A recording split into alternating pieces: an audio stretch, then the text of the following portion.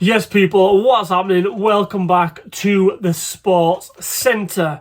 First off, I want to ask you, have you subscribed to the channel? If you haven't, why not?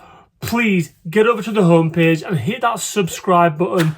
And for those of you who have subscribed, stick with me because I'm going to be doing a free giveaway very, very shortly. Right, let's get into the video. Been a great weekend in the Premier League. Some brilliant games, some big games. Obviously, there was the Arsenal-Newcastle. There was a late drama in that. Arsenal got the late winner. Crystal Palace turning over Liverpool. I knew it'd be a tricky game. Liverpool were terrible in the first half, to be fair. But the game that I want to talk about today is Man United. And in particular, one man, and that is Rúben Amorim. This guy, honestly, it amazes me that he continues to amaze me. And what I mean by that is he continues to make the same mistakes, but better. He keeps doing it, but then he thinks, I fucked up that week, so next week I'm going to fuck up, but I'm going to do it better. I'm going to top myself from the previous week. And this is the reason why. This is mad. So Man U, they lost to Brentford. And look, don't get me wrong, there were a couple of controversial moments within that game that I'm going to get onto in a minute. I want to start off by first goal. Man United playing a high line against Brentford, who have got quite a pacey striker in Thiago. But Man United are playing one of the slowest centre-halves in the league at centre-back. Bear in mind, they've got three of them now. De Ligt isn't pacey. Luke Shaw, who's playing on the left-hand side, so De Ligt's on the right, Luke Shaw on the left, isn't pacey. Harry Maguire, who runs like he's towing a fucking tank, is playing in the middle of that defence. And if you have a look at this still image now, look how high Harry Maguire, he's on the halfway line pretty much. And he sees the long ball coming over, and rather than defending that by trying to run back and stay with him, he tries to play offside because he knows full well he hasn't got a chance of getting back there to catch his opponent. But first off, I'm asking the question, if you're playing Harry Maguire and Matthijs de Ligt and Luke Shaw as your back three against a team who predominantly like to get in behind, get long balls in behind and use the pace, why are you playing into their hands, playing a fucking high line? Honestly, unbelievable. And then, same again, second goal.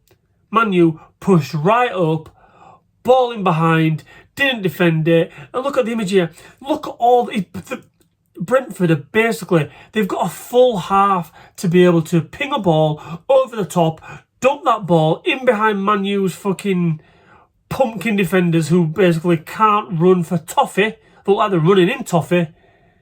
And they go 2-0 up. And he just kept making these mistakes.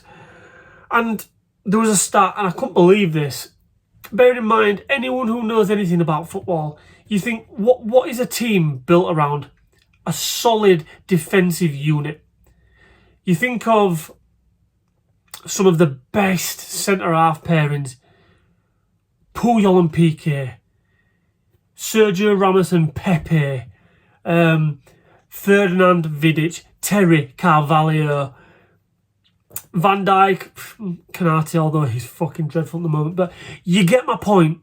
My point is, you build defensive pairs. And albeit Man U play three, but he changes it every single time. And there was a stat by the commentators that said that out of 49 games in charge, he's changed his centre-backs 42 of those times. I mean, what the fuck are you doing, bro? Like, what are you doing? It's mental. I've never seen anything like it. And listen, if anyone can see a reason behind why Rúben Amorim does that, please prove me wrong. Tell me in the comments. because I need to know. I need to know why, because I like to study football. I like to study tactics. I like to know the whys, the whats, the whos, the wheres of kind of how teams are set up and what they're trying to do. And I have no idea why Rúben Amorim continuously changes the personnel, and especially within his back line, that back three. And then we'll move on to the contentious decision, shall we say, about the Man United penalty. So the ball got crossed in. I can't remember who crossed the ball. It might have been Dalot. I can't remember. It came in towards Bryan and Mbeumo. Brentford defender pulled him back. Yellow card, penalty. However, Man United wanted a red card. Fair enough. I see the points.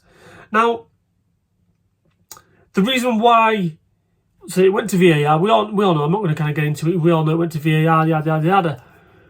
And the reason why VAR didn't overturn this, and the wording was that Bryan and Mbeumo was not in control of that football to basically deny him a goal-scoring opportunity. Now, I've seen all the footballing world going batshit crazy about this. You know, I watched Match of the Day. I watched Alan Shearer basically saying that it was a definite red card. And then they put the picture, I think, from what the Premier League posted on X about why it wasn't. And basically, it was about what I just said, that Bryan and Mbeumo didn't have control of the football at the time of the foul. Now, I tend to agree with that. And this is not me beating down on Man United because I want to see them fail or anything, but Bryan and Mbeumo hadn't touched that football. So, for me, how can a player, fair enough, he's denied a goal-scoring opportunity, 100% denied it.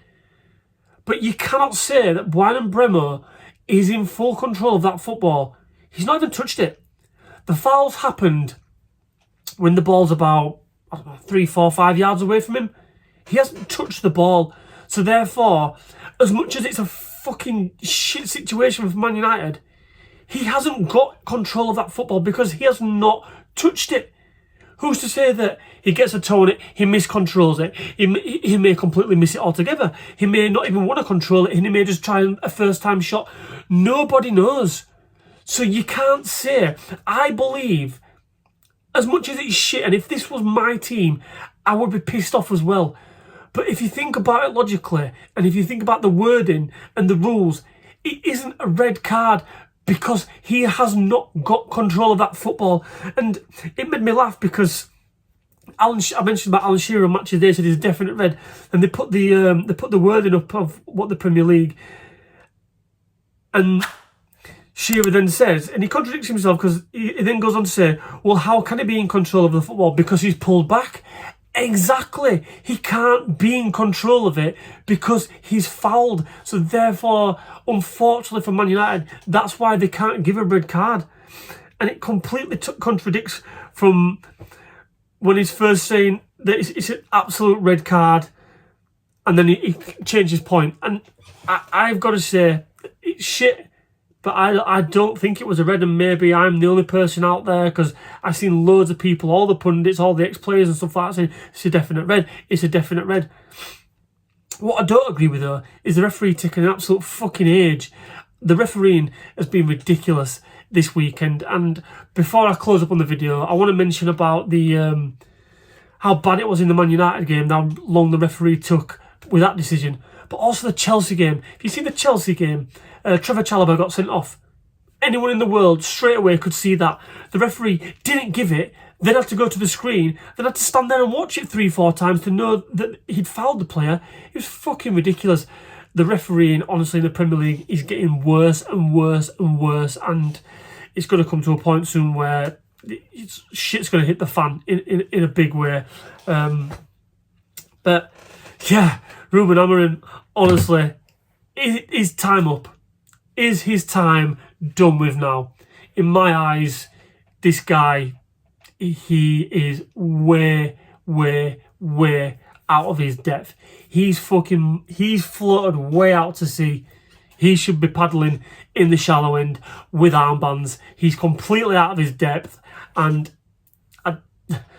as much as from a rival fan, I say keep him in a job. If I was a Man United fan, I'd be begging for him to hit that exit door right now. But Man United fans, let me know in the comments below what you think. Are you sticking by Amorim? Do you still think he can turn it around? Let me know in the comments and give me a thumbs up if you like the video. I'll catch you in a bit.